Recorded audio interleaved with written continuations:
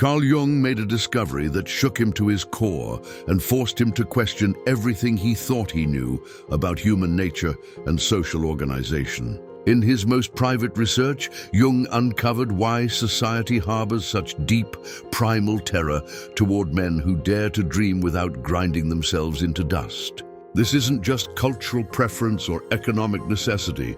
Jung identified this fear as a fundamental survival mechanism of civilization itself, a psychological defense against a form of human consciousness so powerful that it could render current social structures completely obsolete.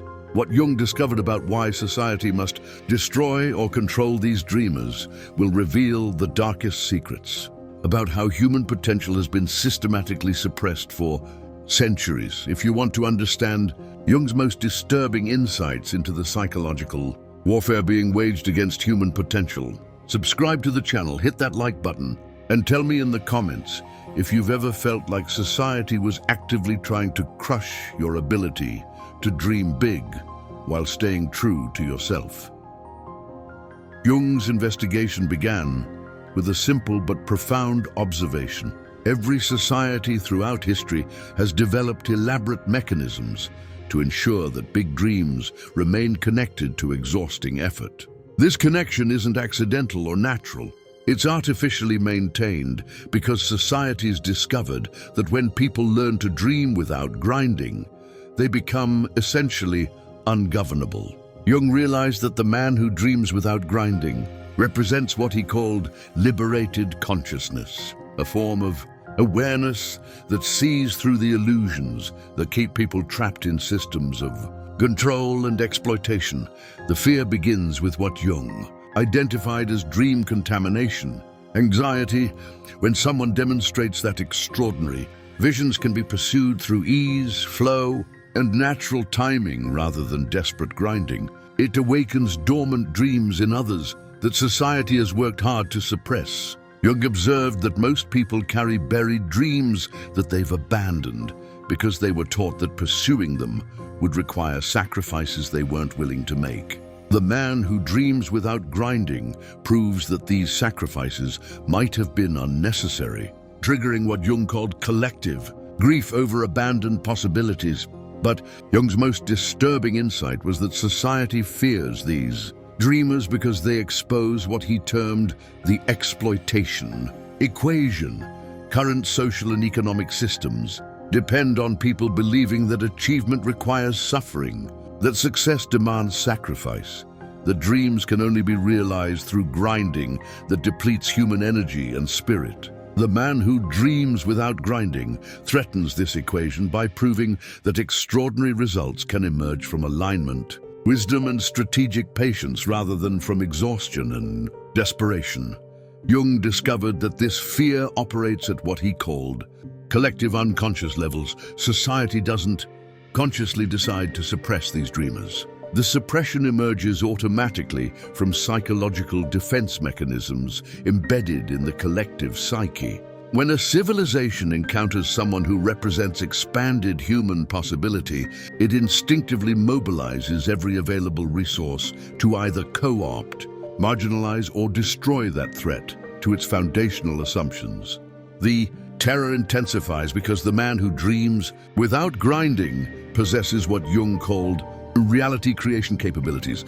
Unlike conventional dreamers who fantasize about better futures while remaining trapped in current limitations, this archetype has learned to manifest extraordinary visions through natural laws and psychological principles that most people never access. Jung observed that these individuals seem to bend circumstances, opportunities, and even natural forces around their dreams in ways that appear almost supernatural to those operating from conventional consciousness. Jung identified the specific mechanism through which this fear operates, what he termed productivity religion disruption.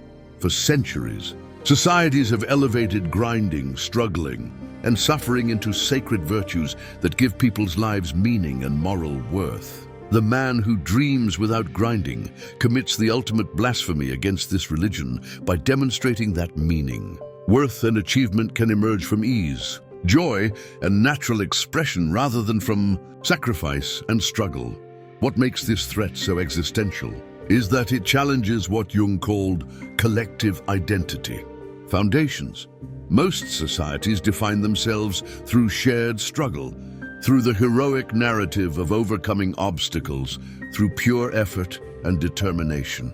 The man who dreams without grinding represents an entirely different story, the possibility of achieving greatness through wisdom rather than willpower, through alignment rather than aggression, through patience rather than pressure. This alternative narrative threatens the psychological bonds that hold societies together. Jung observed that societies respond to this threat through what he termed psychological warfare campaigns. These aren't conscious conspiracies, but automatic collective responses that emerge from threatened group psychology. The man who dreams without grinding faces constant pressure to justify his approach, to prove that his success isn't due to luck or privilege, to demonstrate that his methods are somehow inferior to conventional grinding. This warfare serves to protect society's collective ego from having to confront uncomfortable truths about human potential.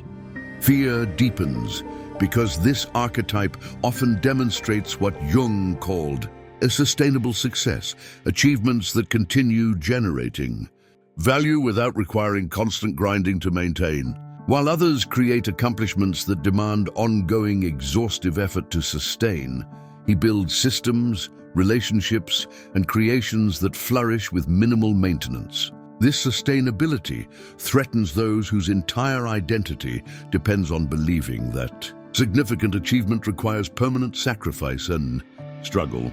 Jung's research revealed that the man who dreams without grinding poses what he called temporal threat to social control. Most systems of power depend on keeping people trapped in reactive, immediate gratification patterns that prevent long-term strategic thinking. This archetype operates according to extended timeframes, able to wait years for optimal opportunities while maintaining clear vision of ultimate objectives. This temporal mastery makes him extremely difficult to control through the urgency-based manipulation that keeps most people compliant.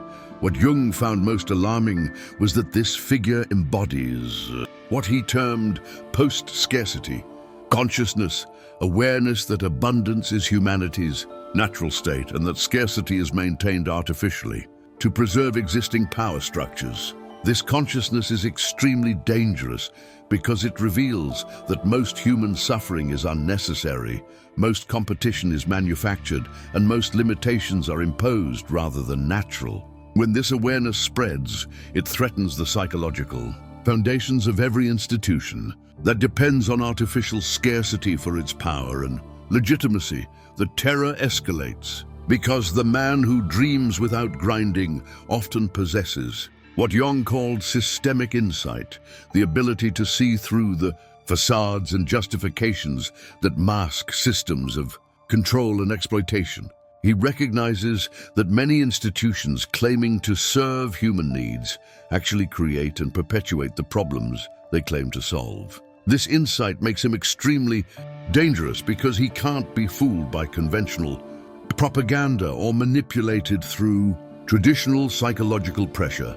Jung identified another source of fear in what he termed contagion potential. The man who dreams without grinding doesn't just think differently.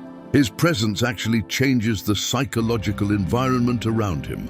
People in his vicinity begin to remember their own abandoned dreams, question assumptions they've never questioned, and feel impulses toward freedom they've been taught to suppress. This contagious awakening threatens social stability by inspiring others to reclaim their own potential for liberated consciousness.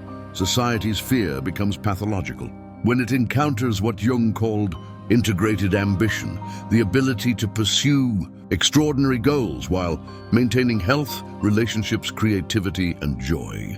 This integration threatens the fundamental trade-off that keeps most people manageable, the belief that you must choose between personal fulfillment and professional achievement. between following your dreams and maintaining security, between expressing your authentic self and gaining social acceptance.